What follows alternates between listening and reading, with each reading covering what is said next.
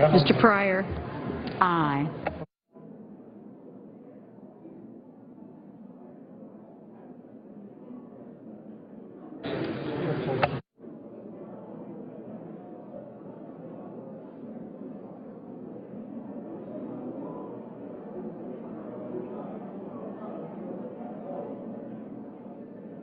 Mr. Schumer.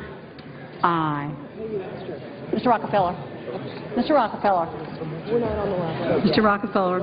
Aye.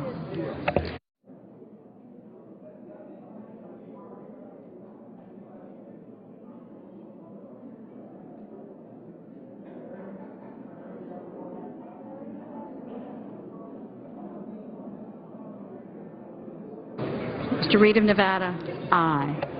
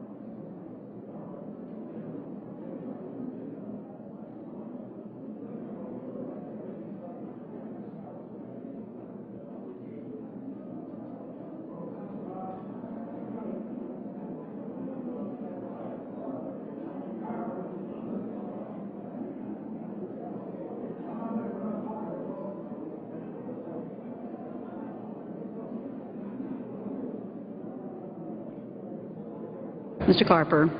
Mr. Carper. Aye.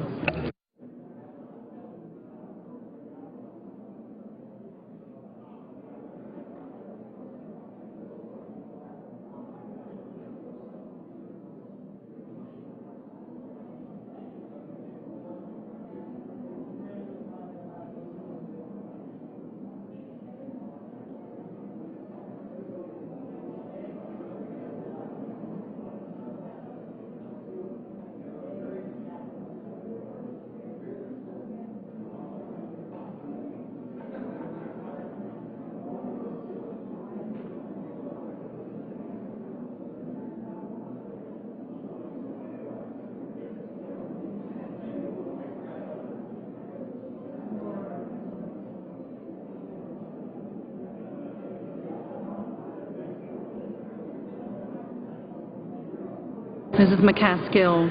Aye.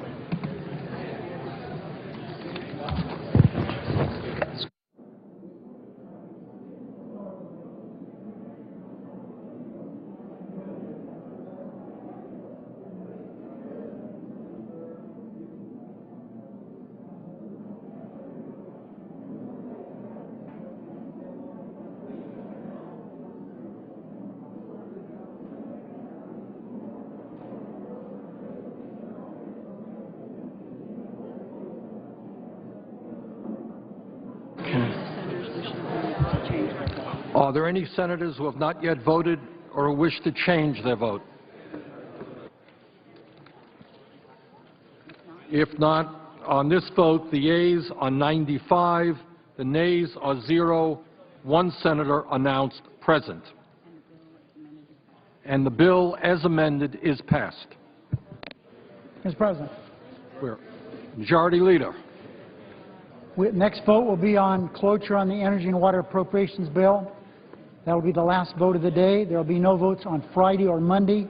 There will be debate on this measure. We're going to vote cloture. We hope to vote cloture in a few minutes. The debate will be Monday afternoon. Senators Feinstein and Alexander are managers of that bill. We'll start that on Monday. There will be a vote Tuesday morning on a judge. Have a good break, and we feel pretty good about the work we got done this week.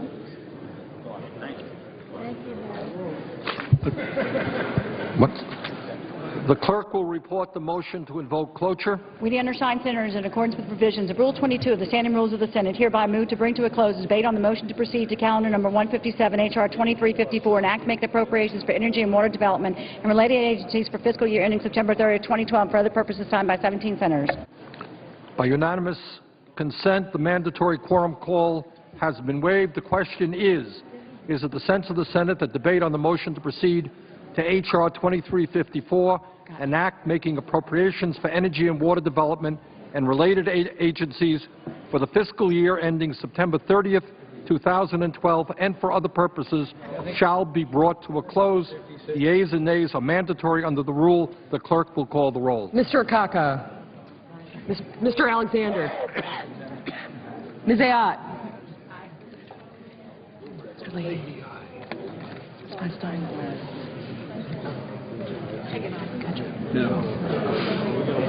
White House, aye. Thank you. Nelson. Okay.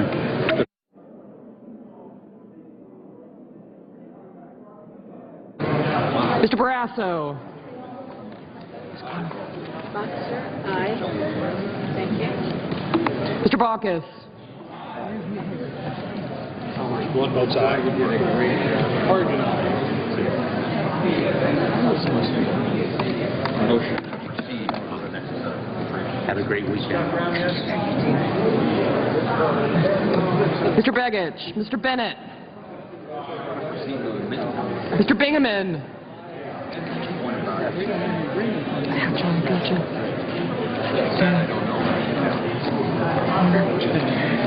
Mikulski.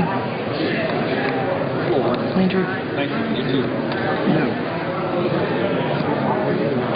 Mr. Blumenthal, Mr. Blunt, Mr. Bozeman. Sir. Sir.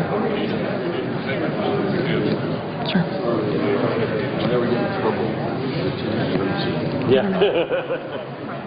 Thank you. Mrs. Boxer, Mr. Brown of Massachusetts, Mr. Brown of Ohio.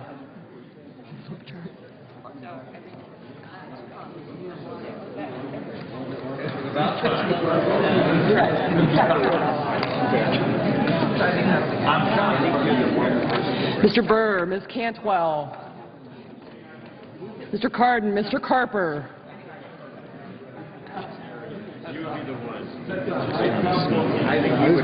Mr. Casey. I got you.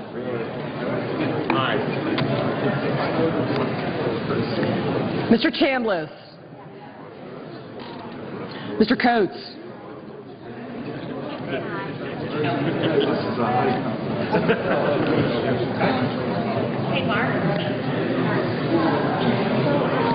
Mr. Coburn. Mr. Cochran. Ms. Collins, Mr. Conrad.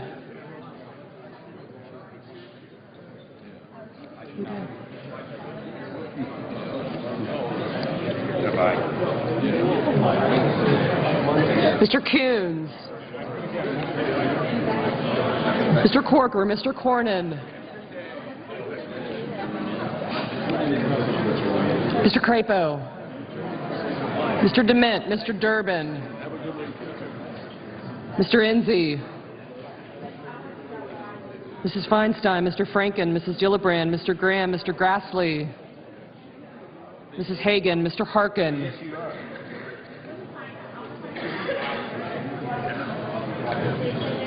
Mr. Hatch, Mr. Heller, Mr. Hoban, Mrs. Hutchison. Mr. Inhofe, Mr. Inoue, Mr. Isaacson. Mr. Johans, Mr. Johnson of Wisconsin, Mr. Johnson of South Dakota, Mr. Carey,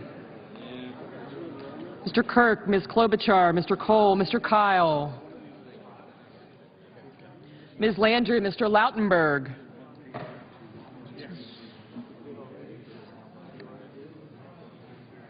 Mr. Leahy, Mr. Lee, Mr. Levin, Mr. Lieberman, Mr. Lugar, Mr. Manchin, Mr. McCain, Mrs. McCaskill, Mr. McConnell, Mr. Menendez,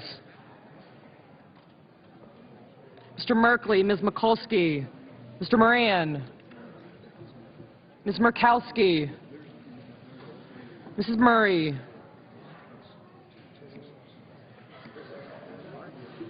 Mr. Nelson of Nebraska, Mr. Nelson of Florida, Mr. Paul, Mr. Portman, Mr. Pryor, Mr. Reed of Rhode Island, Mr. Reed of Nevada, Mr. Risch,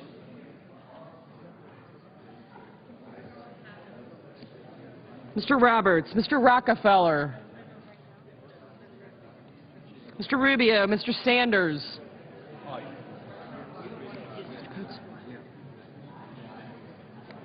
Mr. Portman,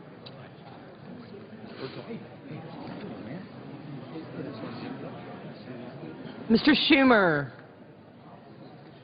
Mr. Sessions, Mrs. Shaheen,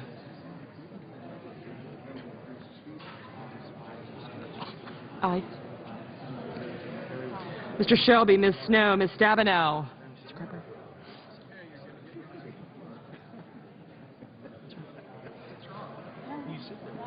Mr. Tester, Mr. Thune, Mr. Toomey,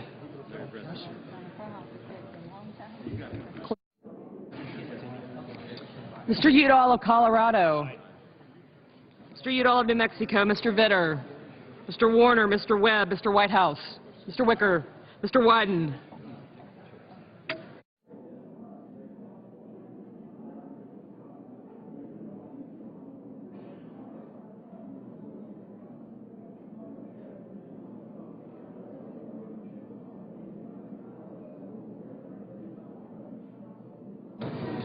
Senators voting in the affirmative: Akaka, Alexander, Ayotte, Barrasso, Baucus, Begich, Bennett, Bingaman, Blumenthal, Blunt, Bozeman, Boxer, Brown of Massachusetts, Burr, Cardin, Carper, Chambliss, Coates, Collins, Feinstein, Franken, Gillibrand, Graham, Hagan, Hatch, Hoeven, Inhofe, Isaacson, Johnson of South Dakota, Kirk, Klobuchar, Cole, Kyle, Landrieu, Leahy, Lieberman, Manchin, McCaskill, McConnell, Merkley, Mikulski, Moran, Murray, Nelson of Nebraska, Portman, Pryor, Reed of Rhode Island, Roberts, Rockefeller, Sanders, Shelby, Snow, Stabenow, Tester, Thune, Toomey, Udall of Colorado, Udall of New Mexico, Warner, Webb, Whitehouse, and Wyden.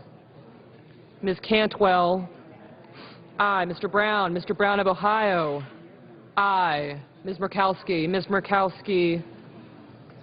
aye. Mr. Cochran, aye. Mr. Lugar, aye. Mr. Carey, aye. Coburn, Corker, Dement, Heller, Johans, Johnson of Wisconsin, Lee, Paul, Rubio, and Vitter.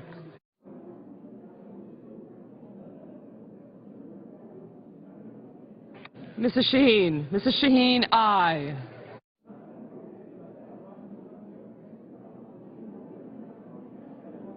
Mr. Casey, aye.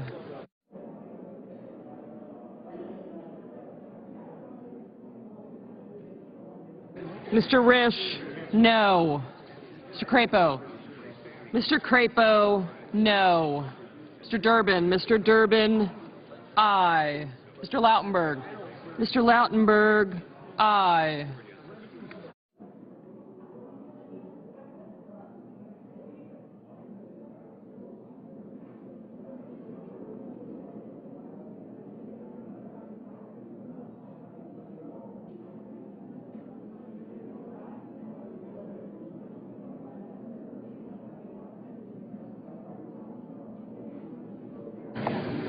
Mr. Grassley, aye.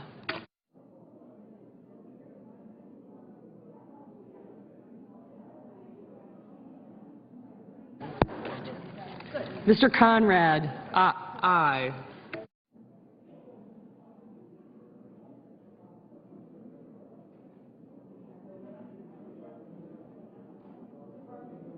Mr. Harkin, aye.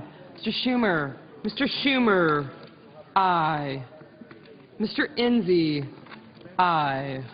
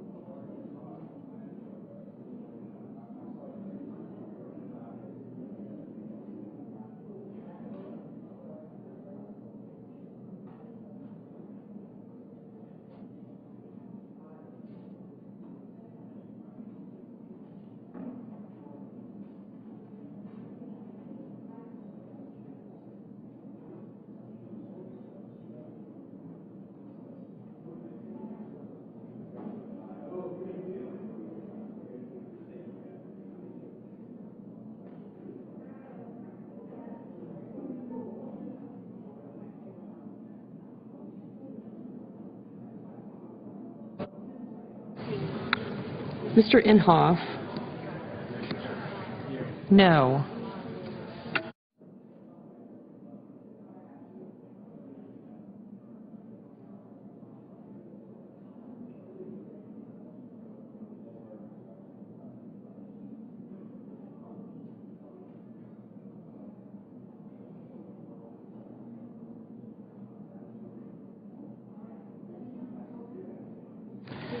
Mr. Coons?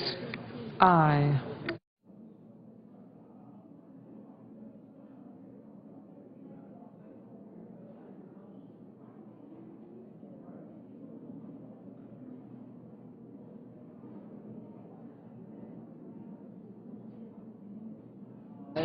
Mr. Wicker? Aye.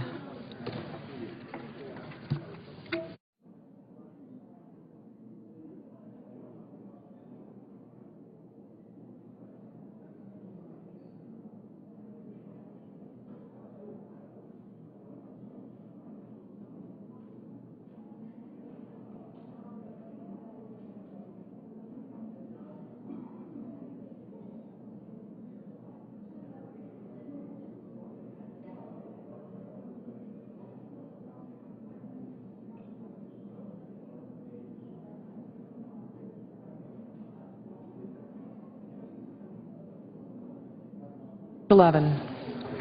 Mr. Levin? Aye. Menendez? Mr. Menendez? Aye.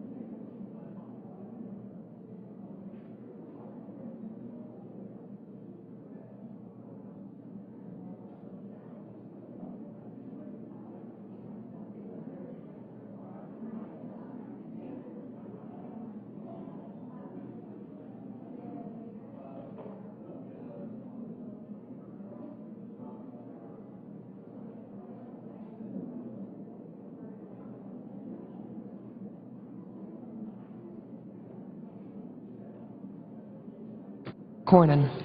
Mr. Cornyn? No.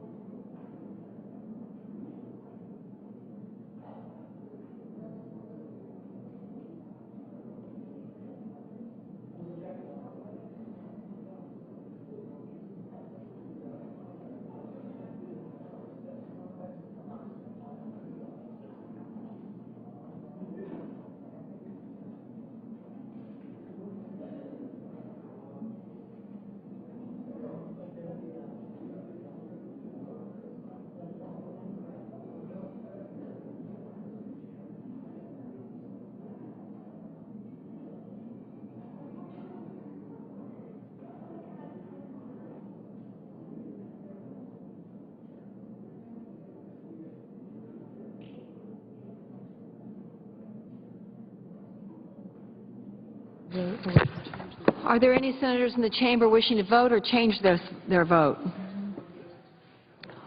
On this vote, the yeas are 81, the nays are 14. 3/5 of the senators duly chosen and sworn having voted in the affirmative, the motion is agreed to.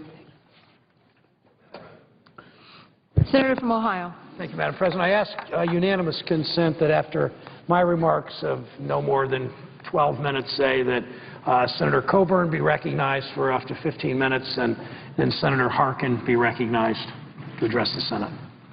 Is there objection? Thank you, Madam President. On Tuesday, Madam President, Ohio, my state, made history. Overwhelmingly, Ohio voters made a simple choice between what is right and what is wrong. They answered the question at the heart of any election: whose side are you on? Tuesday, Ohioans showed they stand with teachers and firefighters, with police officers and nurses and librarians and other public workers, and the middle class. They showed they want leaders focused on creating jobs rather than taking pot shots at people who teach, who plow our roads, who guard our prisons, who teach our children, who safeguard our public health. And they showed they are ready to rebuild what was once a national consensus. It's that our nation's strength is rooted in the strength of our middle class. There used to be a consensus, Madam President, among educators and elected officials, community leaders, business leaders, that our economy is designed to build a strong middle class, to help people become part of that middle class.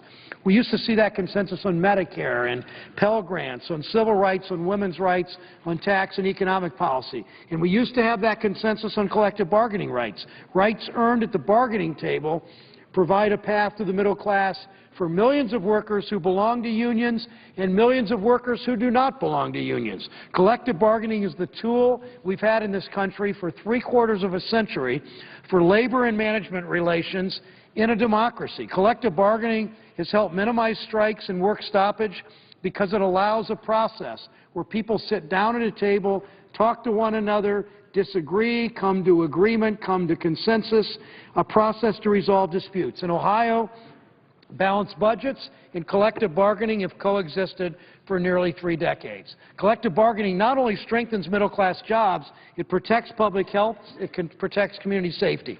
During the passage of the legislation called Senate Bill 5 earlier this year, it was rammed through the legislature by the Republican governor and the Republican leaders, Republican majority in the House and Senate, even though a number of Republicans dissented on it. During that period, I had a round table in a church right on Capitol Square in Columbus.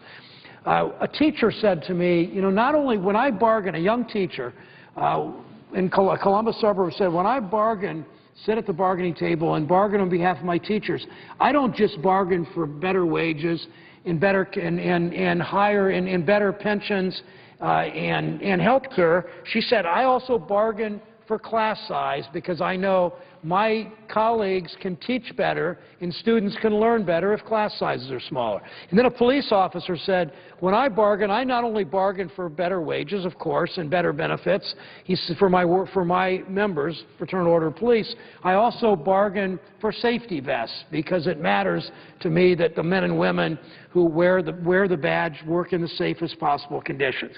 But somewhere along the way, we lost this consensus that we once had in this country. We've seen at state houses across the country.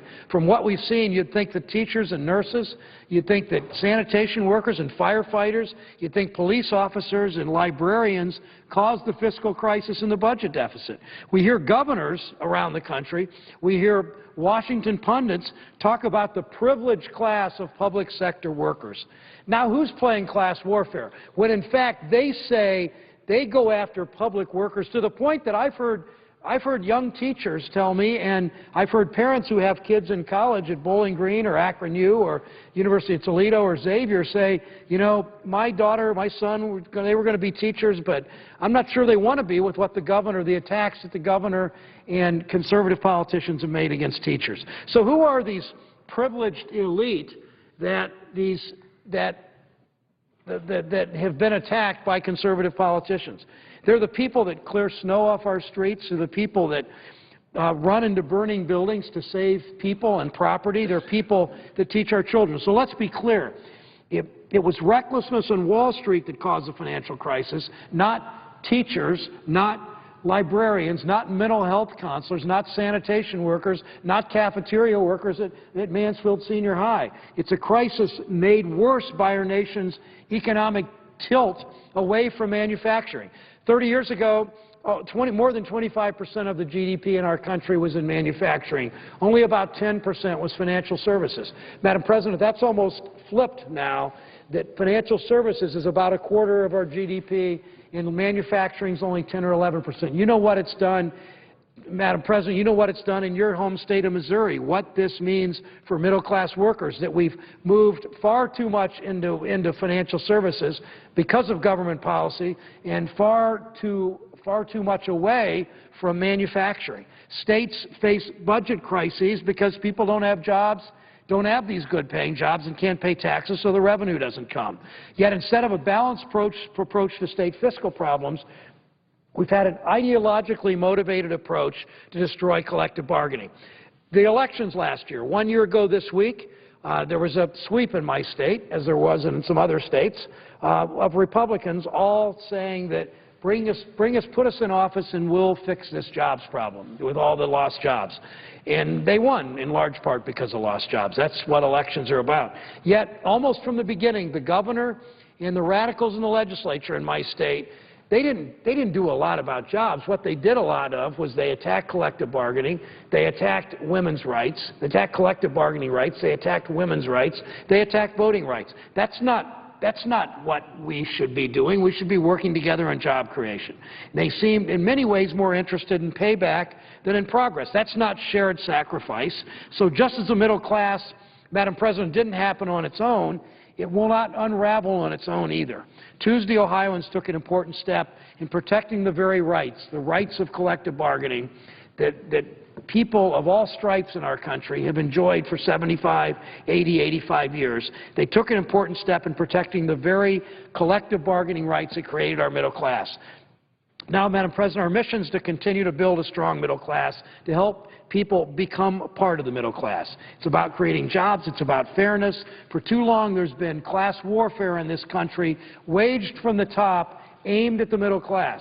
When the wealthiest people in this country continue to do better and better in the wide swath of people in the middle, 70, 80, 90%, have barely had a pay increase in 10 years, you know that's what's happened, that they love to say that our side commits class warfare. Really what's happened, Madam President, they've committed the class warfare. We're just pointing it out. And the class warfare they've committed, as I said, has been class warfare waged from the top, aimed right at the middle class. And that's a big reason we've seen this decline in the middle class. Well, Tuesday, this week, Ohio pushed back. We'll continue to do so. We'll do so because this nation's exceptional. It's exceptional because of our continued struggle to form a more perfect union where opportunity grows and expands for all and is not restricted to a privileged few. We do so because we're a nation, and my state of Ohio is a state that speaks more loudly and fights harder and stands up for the dignity of work and the honor of fair play. Madam President, I yield the floor. Madam President, Senator from Oklahoma. I'd ask unanimous consent that following Senator Harkin that the senator from Georgia be recognized. Senator Isaacson. Without objection. Myself and Senator Barrasso are two of the three doctors in the Senate, and both of us have practiced over 25 years, and we've put out several reports, but every year Medicare recipients receive a message from Medicare and you. And what we thought we'd do is come to the floor and tell our colleagues, as well as the American people, that we've put out a Medicare and you, because there was a lot of information that wasn't in the Medicare and you report this year. And we're just going to and I'd ask unanimous consent that we have a colloquy between myself and the senator from Wyoming, Dr. Barrasso, as to what we are reporting in our Medicare and you Without objection. Statement. This booklet, which will be available on coburn.senate.gov and barrasso.senate.gov for every Medicare patient out there, explains what has actually happened to Medicare in the last year and a half. It explains that $530 billion has been cut out of Medicare. It explains that physician reimbursement cuts were not addressed when we addressed health care, and consequently 27% cut is coming if Congress doesn't change that. It explains that Medicare Advantage, both the options and the number of people eligible for that, has been taken away by the Affordable Care Act. It explains that the Class Act was put in to save money, but in fact won't save money and now has been abandoned by the administration. It explains the fact that there's an independent payment advisory board whose sole purpose is to cut payments for Medicare procedures and supplies and drugs to save money, even when that will instigate the loss of available drugs. And finally, it creates a $10 billion trust fund for an innovation center that is a smokescreen for a rationing board very similar to the iPad. And with that, I'd like for Dr. Barrasso to go over the Medicare cuts, if he would, at this time. Thank you, Madam President. I would just tell you that I want to congratulate and thank Dr. Coburn for his significant leadership in this area. Medicare patients all across the country are getting a thick book, 150 pages or so. The one in Wyoming, about 150 pages, called Medicare and You, 2012.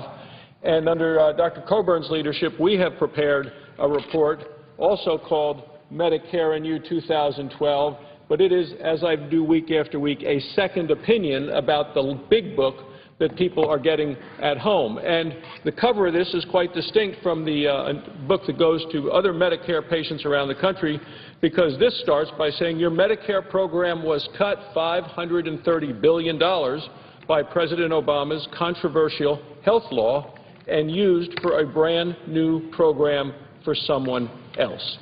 That is the fundamental problem here, Madam President.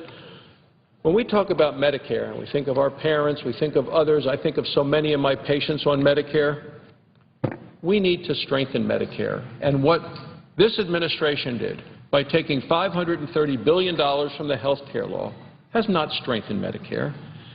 It's devastated Medicare and our seniors on Medicare to the point where the Medicare actuary said that the funding will be exhausted by 2016, just 5 years from now, and we go through that in this report. My concern, Madam President, is that my patients, Dr. Coburn's patients, will see their health care impacted by a denial of care, by care being refused because of the law, the limitations within the law, and the significant impacts on physicians, on hospitals, on nursing homes, on hospices, on home health agencies, which are a lifeblood for our seniors, all as a result of what we have just seen passed and signed into law by this president. And it's interesting because we've recently heard from the senator from Ohio who talked about the vote in Ohio on Tuesday. What was not brought up is that there was another ballot initiative specifically related to the Obama health care law. And those same people that he was praising for their voting also voted 2-1 by a margin of over 1 million voters that they did not want the Obama health care mandate to apply to them. This is no surprise, and the popularity of this Obama health care plan has continued to fall ever since it was signed into law. So I would ask my friend and colleague, Dr. Coburn, about some of the issues that are going to impact not just the patients through the payment mechanism, but also their ability to even see a doctor under this Medicare change. Well, the other thing that Medicare recipients should recognize is under laws as previously said, the reimbursement for your physician in January is scheduled to decline 27%. When I talk to seniors in the state of Oklahoma, one of the #1 problems that somebody turning 65 has is now finding a physician who will care for them under Medicare payment guidelines. What was never spoke of was the fact that there was no fix in the health care bill for the very real need to attract more physicians into caring for seniors. And so as we've seen, Congress may or may not fix that. It's $300 billion to fix that. That's the cost of it.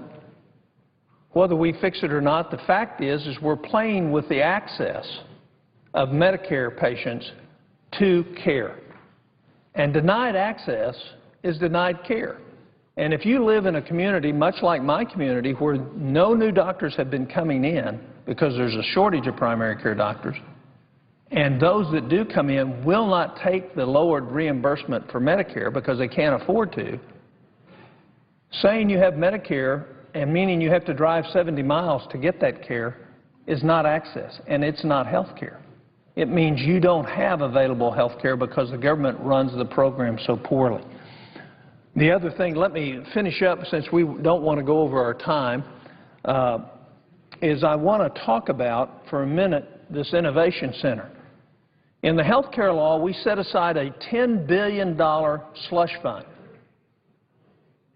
for innovation in payment and procedures for Medicare patients. That we're going to be spending $10 billion to figure out how to pay for it more cheaply and limit the combinations or increase the combinations of combining these things so that the reimbursements are less. First of all, I don't understand why it's going to take $10 billion, but it's a sludge fund. Number two is if you don't like the results of that, there's nothing we can do about it except reverse the Affordable Care Act, Obamacare. Number two, you can't sue. You have no injunctive relief. You have no opportunity to express your desire in a court of law or through an administrative procedure to challenge their elimination of paying for certain procedures that may in fact save the country money, but may in fact also hurt the very patients that are on Medicare. So we have this fund, which we can't find out anything about. No rules have been put out on it. We can't find the details of it. And yet we know what the purpose of the fund is. It's just like the IPAB fund. It is designed to ration the care that seniors need to control the cost of Medicare. What do we know about Medicare? We know 1 in every $3 that's spent on it doesn't help anybody get well and doesn't keep anybody from getting sick. And the reason it doesn't work is because the government's mandating. We have all these stories about shortages of drugs right now. The reason there are shortages of drugs in our country, is because Medicare has mandated prices on 90% of the time so low that we only have one supplier. And some of them either have a technical problem or have decided to stop making a drug that's critical to our seniors because we have a price control bureaucracy. So there are large problems with the Medicare law. They need to be recognized and addressed. They need to be fixed. And the last thing we ought to do is spend $10 billion figuring out how not to get somebody treatment or lessen the availability of treatment through the Innovation Council. And I yield the rest of my time to the senator from Wyoming. It just seems to me, and Dr. Coburn and I have talked about this, that there is a program that his patients, my patients, have enjoyed called Medicare Advantage, and there is an advantage for patients signing up for that program. And about 1 in 4 Americans on Medicare sign up for Medicare Advantage. And the advantages of this program are that it coordinates care, it works with preventive care, but yet the President has targeted that for elimination, and by 2017, half of the people on this program that they have chosen, they have signed up for, will no longer be eligible to participate in this program because of this health care law. And we explain that to the American people in our second opinion on Medicare and you. And finally, Dr. Coburn's talked about the IPAB, this independent payment board. To me, it is a rationing board. It's a board designed to deny care, to refuse care. These are unelected bureaucrats. Unelected bureaucrats don't need to have a medical doctor's background, don't necessarily need to see patients, specifically related to cutting the amount of money that is paid for patients to have procedures, to see patients, to see physicians, to get the care they need which is why there is great concern throughout this country and why the President's health care law becomes more unpopular every day. If the gentleman would yield just for one moment, one of the reasons our cancer cure rates are a third better than England is because we don't have an IPAB board and they do.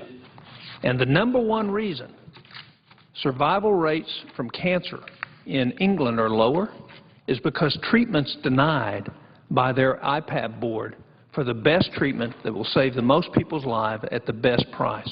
That's something that should not be discounted. Thank you, Madam Chairman. I yield the floor. And Madam President, I would just say that this health care law continues to be bad for patients, bad for providers, the nurses and doctors who take care of those patients, and bad for the taxpayers. Thank you, Madam President. I yield the floor.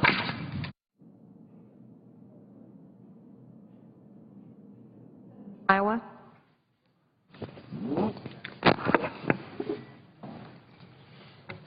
Madam President, I'd like to take this opportunity to talk about a bipartisan bill that was recently passed out of the Health, Education, Labor, and Pensions Committee, the HELP Committee, which I chair, and which Senator Mike Enzi of Wyoming is the ranking member.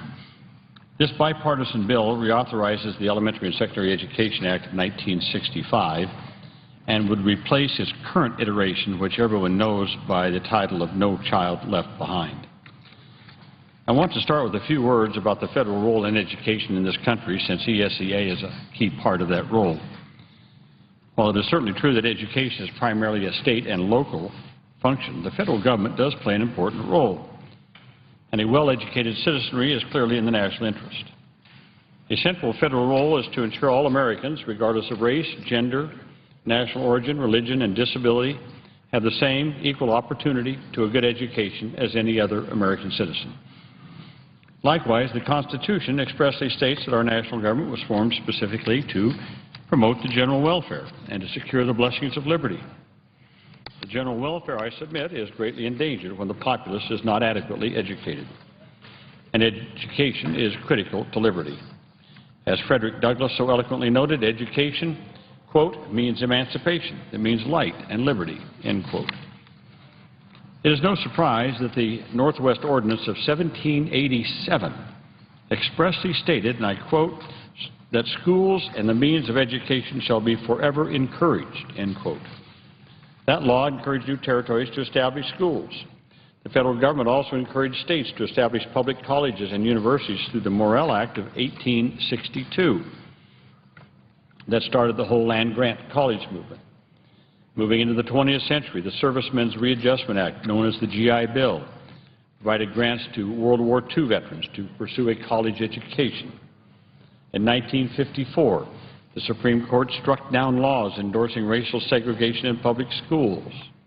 In 1958, Congress authorized the National Defense Education Act, the first federal loan program for students for higher education. That was one that I borrowed money under when I went to Iowa State University. That was followed by the Higher Education Act of 1965, the federal Pell Grants enacted in 1972. The Elementary and Secondary Education Act was passed in 1965, provided aid to states and school districts to improve education for children from low-income families. And in 1975, Congress passed the Education for All the Handicapped Children Act, which later became IDEA, the Individuals with Disabilities Education Act. And that was to assist states and districts in educating children with disabilities. In 1994, Congress passed the Goals 2000 Educate America Act and the Improving America School Act. In 2001, Congress passed the No Child Left Behind Act, which went even further in terms of what was required of schools to receive federal funds. I go through all this so you can see that the federal role in education spans over 200 years, and its primary objective has always been to increase educational opportunity and to enhance educational attainment. This context is important to any discussion about the reauthorization of the Elementary and Secondary Education Act. The original goal of ESEA was to provide additional resources to schools with the most disadvantaged students. This funding was needed because many states and districts use education funding formulas that provide fewer resources to high-poverty schools.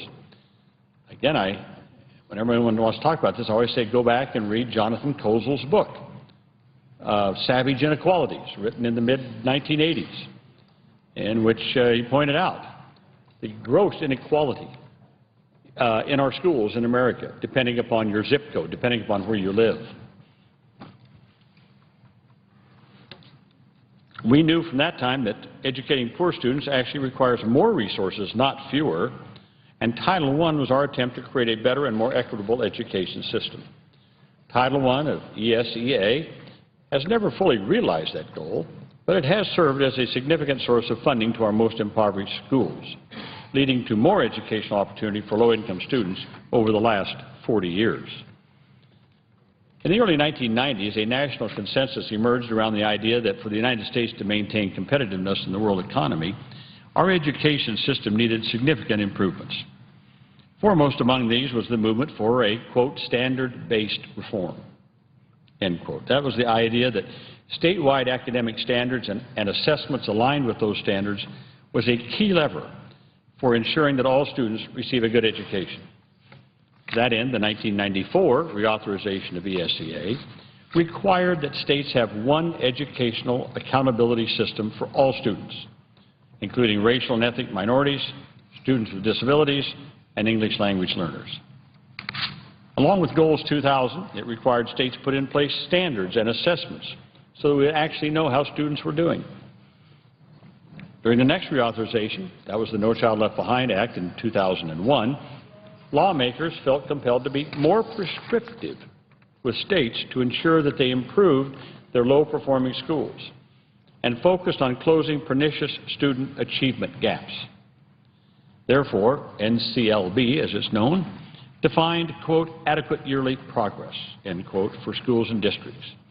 It required districts to implement public school choice, supplemental educational services in schools, and it set aside 20% of their Title I funds for these activities. It also included a list of rigorous interventions for schools in corrective action and an additional category of restructuring for the most chronically low-performing schools with even more severe consequences attached. And what was the result of this more heavy-handed and prescriptive version of ESEA? Well, the Proficiency Illusion, a 2007 report by the Fordham Institute, found that state definitions of student proficiency varied erratically, and comparisons across the states were not valid. A new term was coined in education. It was called the hockey stick. In reaction to the 2014 proficiency deadline that schools were to meet, what happened is that states backloaded the student gains needed to reach this goal. So it kind of came in the shape of a hockey stick, laying on its side, so that it was at low levels. Then all of a sudden, in the last 2 or 3 years, all of these proficiency standards would have to be met. That's why so many more schools are now failing to make adequate yearly progress across the country. As we approach 2014, the slope gets steeper and it gets tougher for them to make that yearly progress. Another thing happened. Districts responded to the new restructuring category by choosing the least prescriptive, and some would say the weakest option. In effect, districts could do as much or as little as they wanted in these severely underperforming schools. Lastly, the No Child Left Behind law drove a critical transparency and focus on the performance of student subgroups, which was good, but its prescriptiveness also led to a culture of compliance and not innovation. So they would comply, but nothing would be done to change the system. Given this history, we must now ask what the next reauthorization of ESA should look like. Should the federal government come down harder on states and districts, be more prescriptive, be more punitive? Well, I believe strongly that we must maintain a robust federal role. In looking at the most recent National Assessment of Educational Progress, that's called NAEP, N-A-E-P, scores, we see that more than 50% of the students who are eligible for free or reduced lunch, read that as poor kids, okay? 50% of poor kids scored below basic on the 4th grade reading assessment. as compared to only 17% of students who are not eligible for free and reduced price lunches. 50% of the poor kids read below basic, compared to only 17% of kids that were not poor. On the 8th grade mathematics assessment, almost half, 49% of African American students scored below basic. Okay, got that?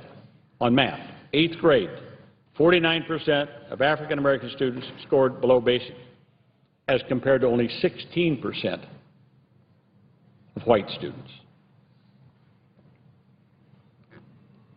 Madam President, we believe in equal opportunity in this country, but you cannot have equality of opportunity when you have inequality of education. Our economy, our ethics, our commitment to equal opportunity all demand that the federal government continue to have a strong role in ensuring an educated citizenry. But just as the federal role has evolved from federal land grants to student Pell Grants, we must be willing to shift to new approaches when the old ones aren't working. I do not believe that No Child Left Behind is the pinnacle of federal education laws. I believe we can and must do better. Our bipartisan bill follows a different course, one of a more strategic partnership with states and districts within federal guidelines, federal parameters. In making this move, it's important to know that states have stepped up to the Standards and Accountability Plate in recent years. In 2009, the Common Core Standards Initiative was launched, a state-led effort to develop high-quality standards common across state lines. Right, thus far, 46 states and the District of Columbia have adopted the English Language Arts Standards, and 45 states have adopted the math standards. In 2011, the Council of Chief State School Officers released its accountability principles for next-generation accountability systems, now endorsed by 45 states.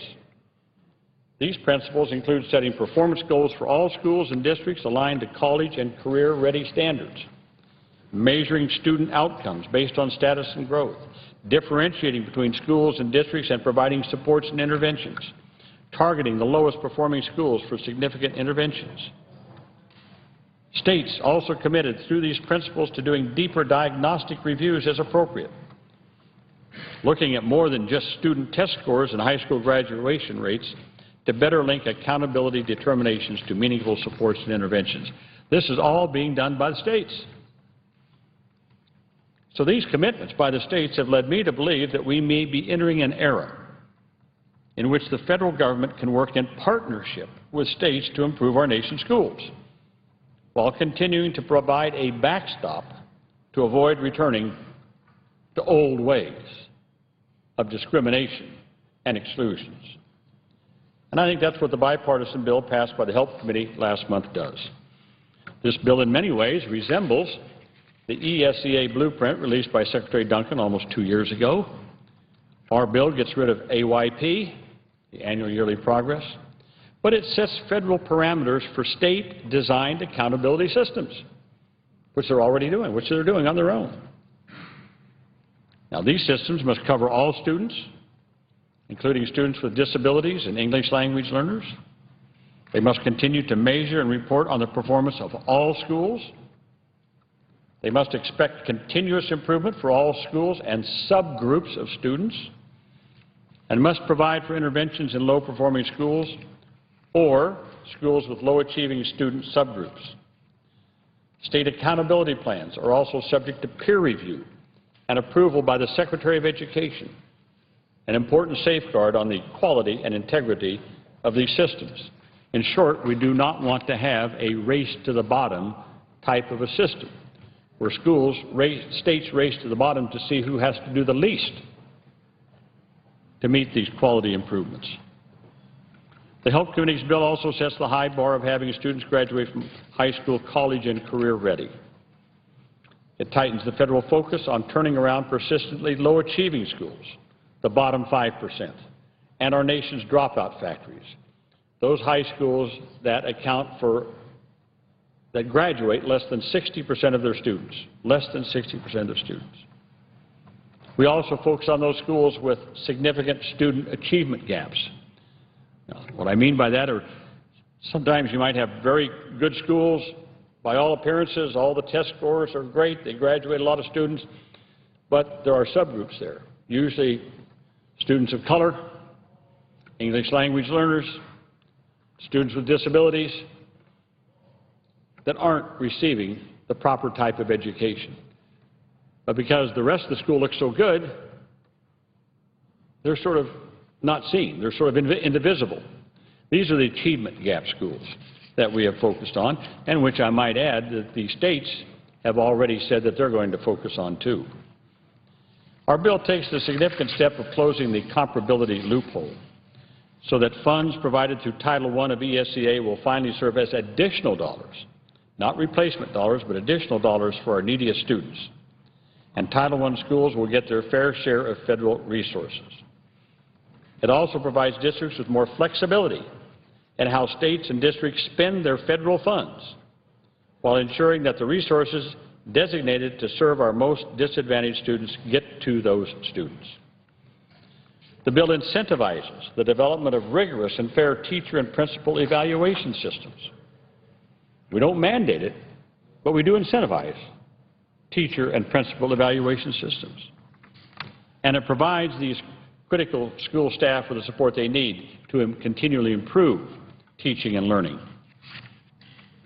The bill also leverages opportunities for more children to access high-quality early learning programs and adds new protections for some of our most vulnerable children, homeless kids, students in foster care, so they can be better served by schools.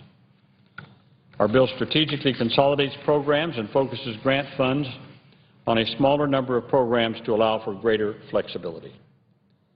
It invests in effective programs to train and support principals and teachers for high-need schools. It fosters innovation through new programs like Race to the Top, Investing in Innovation, and Promise Neighborhoods. Madam President, as I've said it many times over the past few weeks, I believe this is a good bill. I'm proud of our efforts. The bill is a result of many months of bipartisan negotiation and as such is a carefully crafted compromise. It does not contain everything I want, nor does it contain everything that Senator Enzi wanted. I said the other day, this is not my bill and it's not Senator Enzi's bill, but it is our bill. And I don't mean just the two of us, but I mean our committee bill. It is, as currently written, a bill that moves us forward beyond the punitive nature of No Child Left Behind. Lastly, I just want to make clear that as this process moves forward, I believe it is crucial that we maintain the integrity and balance of this bipartisan compromise. We owe it to our kids and our nation to produce a strong bill that will actually move the needle in improving our educational system. That will be the barometer that will guide me as this process moves forward. To that end, I would note that historically education policy has been done in a bipartisan fashion, and I believe the House must also maintain that approach. Without a bipartisan bill coming out of the House, I believe it would be difficult to find a path forward that will draw the support we need from both sides of the aisle to be able to send a final bill to the President that he can sign. Here in the Senate, we have demonstrated it is possible to reach bipartisan consensus on ESEA. We all need to work together in a bipartisan way to replace No Child Left Behind with this new and better law. With the reauthorization of ESEA, we are on the brink of change, and change many times is difficult. But we must work together to move from a culture of minimal compliance with federal requirements to one of shared innovation, shared responsibility, and success for students. I look forward to working towards this new partnership and to the next chapter of an effective federal role in promoting educational excellence and equity. Madam President, I yield the floor. Madam President. Senator from Georgia. Madam President, tomorrow